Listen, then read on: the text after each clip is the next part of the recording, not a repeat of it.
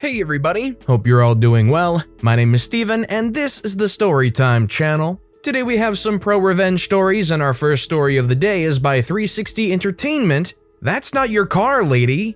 So this happened around 2008. My buddy Brock had gotten out of the military after 10 years. He'd started in the Marines but transitioned into the Army for the last 4 years before buying a house in Texas. When he got out, he did a variety of jobs before landing a gig with a repo service.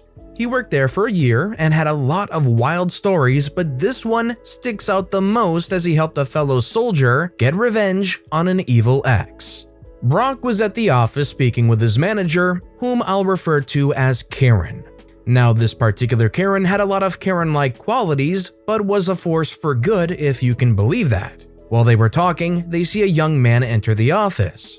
They immediately noticed he had 2 black eyes and an arm was in a sling. The young man, whose name I unfortunately never learned, but I'll call Ben, asked how hard it would be for them to help repossess his car. Karen called her daughter in, Karen Jr., and had her pour Ben a cup of coffee. Karen then asked Ben to tell her a story. Ben began with telling her that he had just returned from a deployment. He had been dating a local girl that lived outside of the famous Fort Hood, not a great idea by the way, before the deployment. Thanks to a previous deployment, he had managed to get himself a used black Dodge Charger, which was his baby. He further explained that shortly after buying the car, he had met the local girl, who, for the sake of the story, I'll call Morgan. Morgan was always asking to drive his car, but he would always decline. When he was getting ready for his deployment, Morgan repeatedly asked if she could borrow the car, but he kept saying no. After much needling, he relented, but on the condition that she take care of his apartment until he comes back from rest and relaxation leave. She agreed. Ben left for his deployment while Morgan took care of his place. When Ben came back for leave, he found his apartment immaculate. He pulled his car from storage, drove to Morgan's.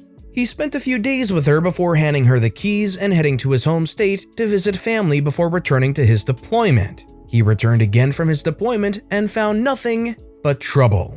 When he walked into his apartment, he found a layer of dust on just about every surface. It was almost like no one had been there in months.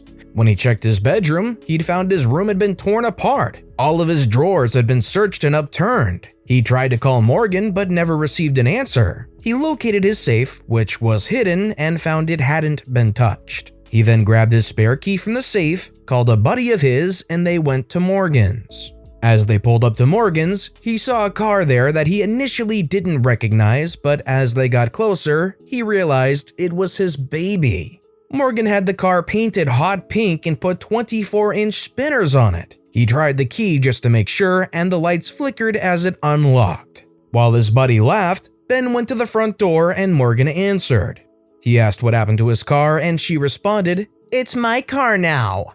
Ben walked away and hopped in his hot pink mess. As he started it, 4 large dudes came out of Morgan's house, one with a baseball bat, and yanked Ben out of his car. They proceeded to beat the crap out of him in the driveway before his friend intervened, pulling his conceal and carry pistol on the group.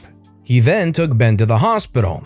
I'm honestly not sure if the cops were called on this. I'd assume yes, but even then Ben said his friend drove by Morgan's house a handful of times while he was in the hospital at random times and the car was never there. Karen stared at Ben for a bit before asking for the paperwork. Ben handed it to her and Karen had a smile form on her face. She then asked Ben for Morgan's phone number.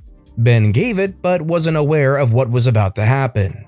Karen handed the phone to Karen Jr., who then dialed the number. Karen Jr. then began speaking to Morgan, telling her that they'd met at one of the local clubs and wanted to know if she was down to party that night. Apparently Morgan agreed and the plan was set.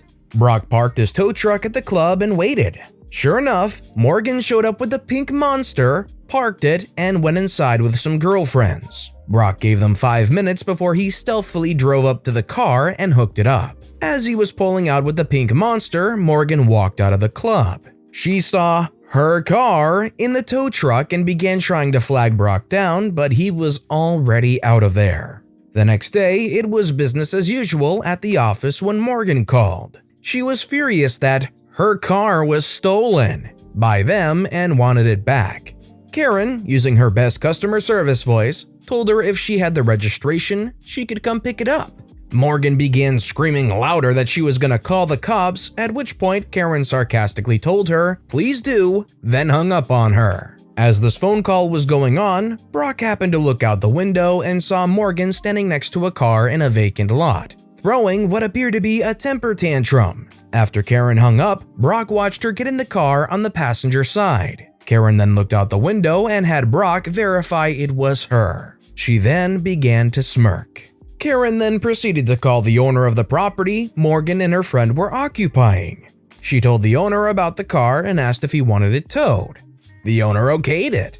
Brock then drove his truck over to the ladies in the car and introduced himself. They tried to explain that they were waiting for Morgan's boyfriend, but Brock insisted that they weren't allowed to park there. They argued and called him every name in the book. Brock then hooked up their car and lifted it partially off the ground, forcing the two to exit the vehicle. They tore into him until he showed them the tow order.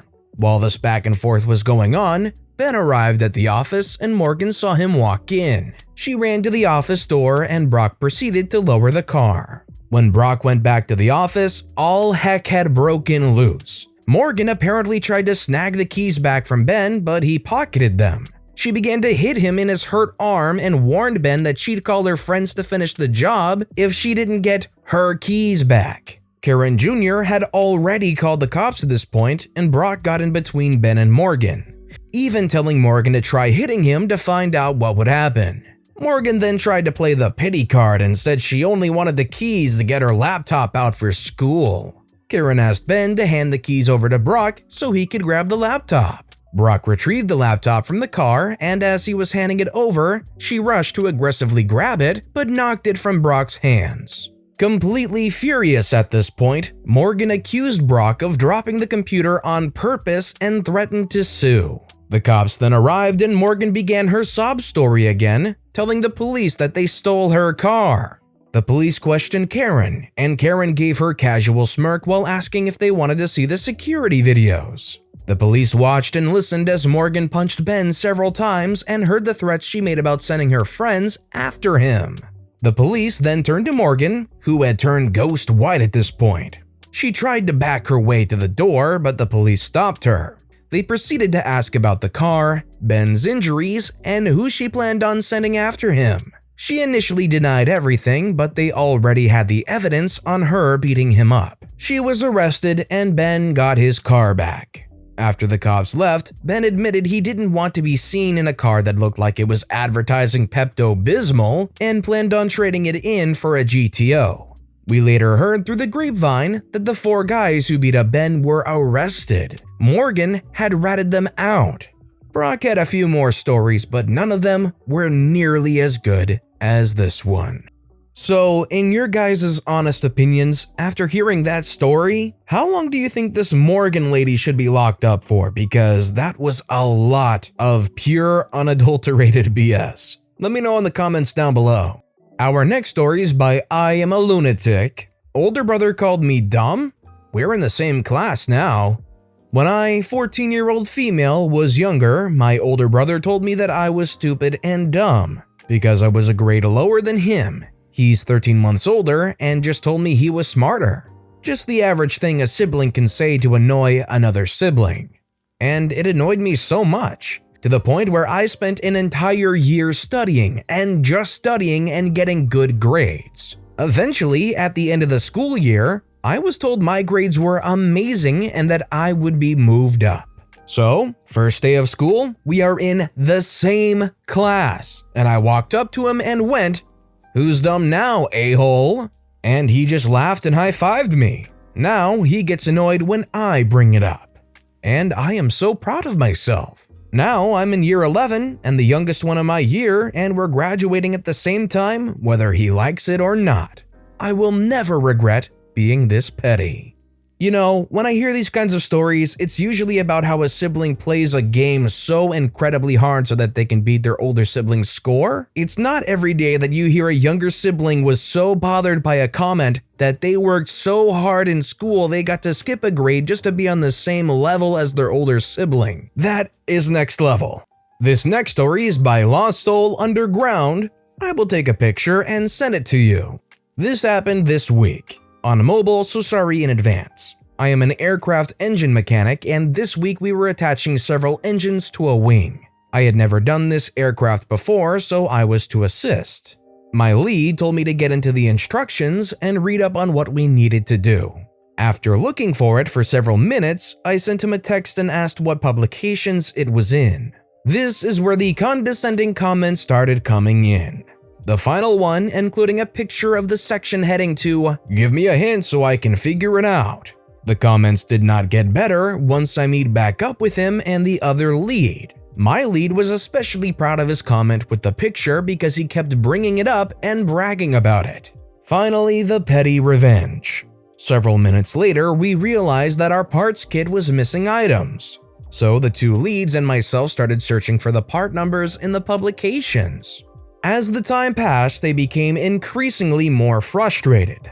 Finally, I ended up finding the parts first and told them that I had found it. Both of them said, "Finally," and went to look at my screen, where I promptly turned the screen away and said, "No, I will take a picture and send it to you. That way you can learn to find it on your own." The look on their faces was priceless. The cherry on top was when my lead said loudly, "Well, I told you what section it was in." Then I got to explain to everyone that he had the wrong section and I found it in an entirely different one. In the end, we both laughed about it, but dang did it feel good.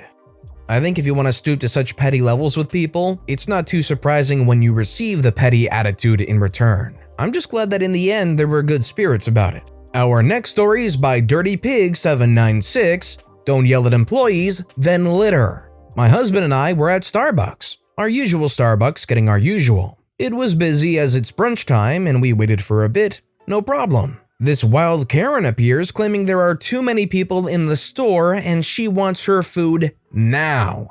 This Starbucks also has a drive-thru. She's screaming at these teenagers about how they aren't in compliance and she's going to call the city about it. I screamed at her, "You could always go through the drive-thru," but she didn't hear me. We left the store and ate in the car.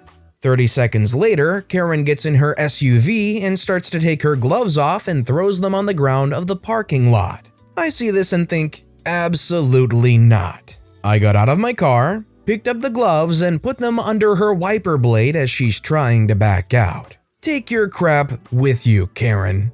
Honestly, I'm all for these kinds of actions. Unfortunately, you'll probably get pretty hostile reactions out of it, but if people are tossing their trash down on the ground, there's nothing more satisfying than seeing somebody pick that up and tossing it right back into their window. Take your trash with you, it's basic human decency. And our final story of the day is by Hollis Ray. Won't fix potholes after raising rent? Fine. My dad told me this story yesterday and figured y'all would get a kick out of it. This story takes place in the late 70s when my dad, 22, was living in an apartment complex. The complex had massive potholes, one that could swallow a car. After many complaints from the tenants to get the potholes fixed, the apartment complex decided to do something about it. They notified everyone, saying that rent would be raised so that they could cover the costs of fixing all the potholes. That's already frustrating, but my dad was fine with it as long as they fixed the roads. Well, they never fixed the potholes. Also, the parking spot that was closest to my dad's and a fellow tenant's apartments was occupied by an abandoned truck. It was obviously abandoned and several people, including my dad, complained to the complex to get it towed. Well, they never did anything about the truck. So my dad and some fellow angry tenants decided to take matters into their own hands. They found the biggest pothole in the complex, broke into the truck, moved it to the pothole, then flipped it upside down into said pothole. The cab was in the pothole and the bed was hanging out. To finish it off, they made a sign that read, "Beware of potholes," and placed it on top of the upturned truck. Well, while I personally don't agree that this is the best way to deal with it, it must have been pretty effective to have the owners of the apartment complex show up and see a truck overturned in a giant pothole. And that said, that must have been a big pothole. If you can fit the bed of a truck into it, I don't think it counts as a pothole, I think it counts as an actual hole. Hopefully they started taking people seriously and actually fixing the potholes after that. Or maybe they just spent all the raised rent money on getting the truck out of there after all that.